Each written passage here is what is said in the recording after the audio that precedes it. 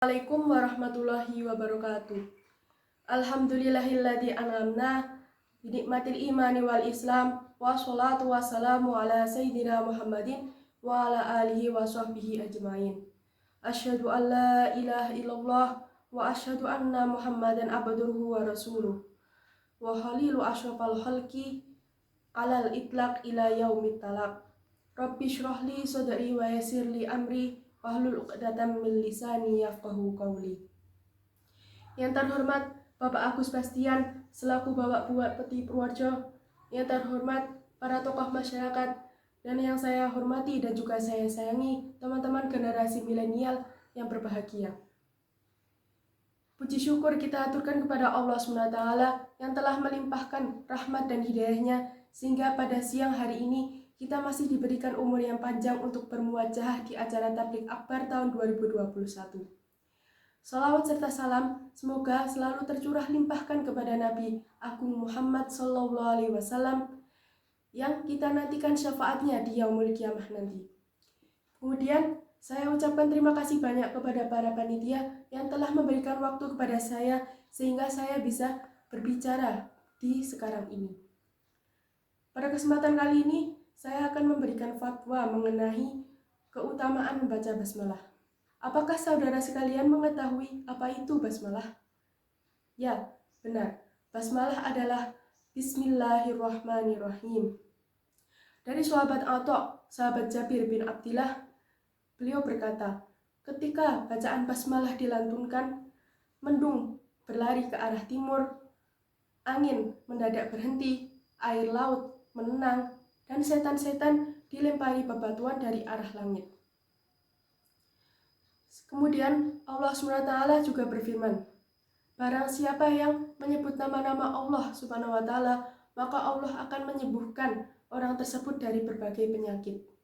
Dan Allah juga akan memberikan keberkahan terhadap orang yang mengawali dan mengakhiri suatu perkara dengan bacaan basmalah. Ada sebuah cerita dari kitab Uqudul Lijan. Ada satu sepasang kekasih, sang suami dan sang istri yang memiliki kepribadian yang berbeda. Sang istri yang sangat beriman kepada Allah, selalu beribadah kepada Allah, dan saat ingin mengerjakan sesuatu atau mengakhiri sesuatu selalu membaca basmalah. Sedangkan sang suami kebalikannya, ia beriman kepada Allah tetapi tidak beribadah dengan sungguh-sungguh atau bisa dikatakan munafik. Nauzubillahi min dzalik. Suatu hari sang suami merasa bosan dengan tingkah laku sang istri karena ia selalu melihat sang istri selalu membaca basmalah saat mengawali sesuatu dan mengakhiri sesuatu. Ia pun memanggil sang istri, "Istriku, kemarilah.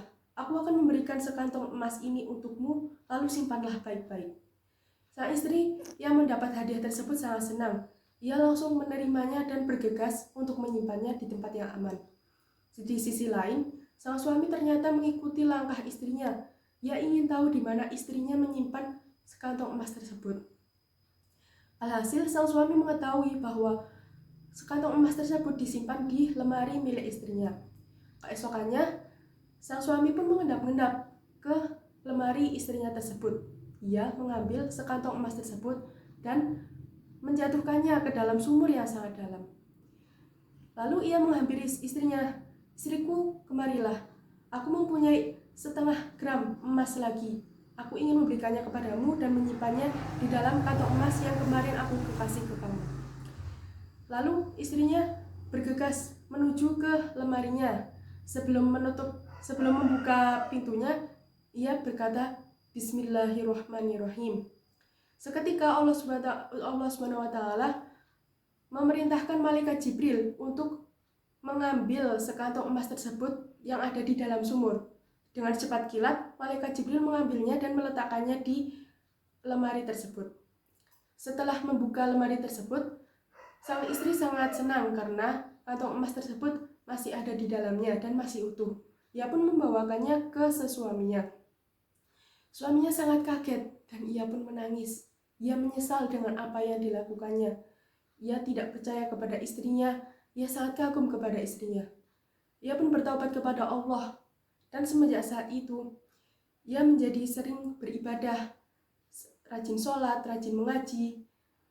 pengajian, dan lain-lain bersama istrinya, sehingga kehidupannya sangat berkah dan mulia. Mereka pun hidup dengan bahagia. Kita sebagai seorang yang beriman seharusnya bisa melakukan perbuatan yang baik, walaupun perbuatan itu sangat kecil di mata kita, seperti semut. Seperti halnya membaca basmalah. Itu tuh amalan yang sangat ringan, tetapi dalam penerapannya kita mungkin susah. Nabi Muhammad SAW bersabda, barang siapa yang membaca Bismillahirrahmanirrahim, Allah akan memerintahkan malaikat untuk mencatat amal orang tersebut sebanyak 400 kebagusan. Wah, ternyata banyak ya. Bayangkan saja, kalau kita membaca basmalah 1 kali saja sudah mendapat 400 kebagusan.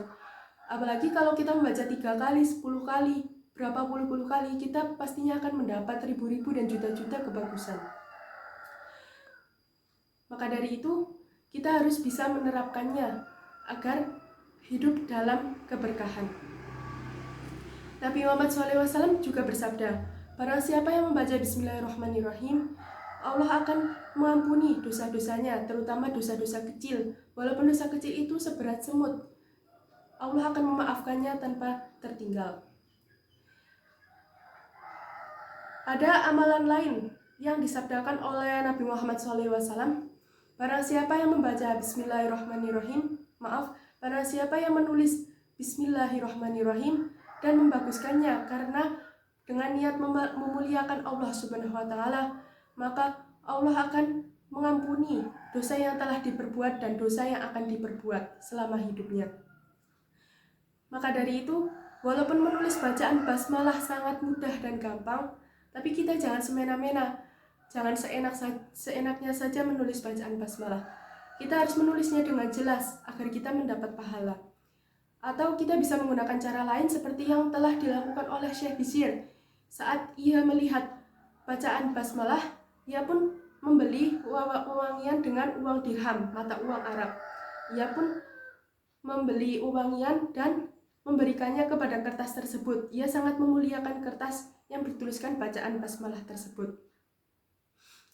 Fadilah lain dari membaca basmalah yaitu malaikat akan mencatat nama orang tersebut sebagai setengah orang yang bagus, orang yang beriman, dan Allah akan melindungi orang tersebut dari 19 malaikat Zabaniyah. Hadirin rahimakumullah, Nabi Muhammad SAW juga bersabda, barang siapa orang yang akan duduk di majelis atau akan berdiri dari majelis, maka sebaiknya ucapkanlah Bismillahirrahmanirrahim wa sallallahu ala sayyidina Muhammadin wa ala alihi wa sahbihi ajma'in. Yang dimaksud dari duduk atau berdiri ini dari suatu majelis apa saja, atau contohnya saat kita ingin duduk, maka bacalah Bismillahirrahmanirrahim wa sallallahu ala sayyidina Muhammadin wa ala alihi wa sahbihi ajma'in. Dan saat kita akan berdiri juga bacalah Bismillahirrahmanirrahim wa sallallahu ala sayyidina Muhammadin wa ala alihi wa sahbihi ajma'in. Tujuannya yaitu siapa saja yang membaca atau melakukan perkara tersebut, maka Allah akan menugaskan malaikat untuk menjaga orang tersebut dari lisan yang menggunjing dengan jeleknya terhadap orang lain. Hadis-hadis ini diambil dari kitab Tangkeh Lubabul Hadis jilid 1.